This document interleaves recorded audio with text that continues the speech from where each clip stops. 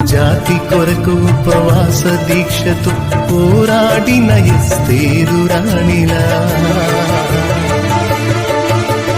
నీతి కొరకు తన అత్తను విడువక అత్తుకున్న రూతమ్మ ప్రేమలా,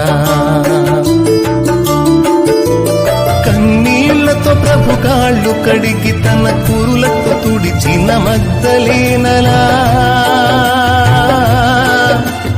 కన్నీళ్లతో ప్రభు కాళ్ళు కడిగి తన కురులతో తుడిచిన మగ్దలేనల,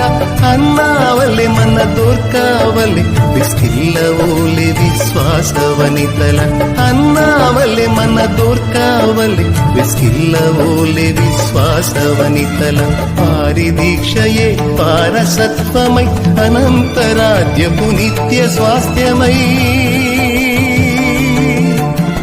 వారి దీక్షయే వారసత్వమై అనంతరాజ్యపు నిత్య స్వాస్థ్యమై, పవిత్రమైన హృదయము కలిగి ప్రభువు కొరకు జీవించాలమ్మ.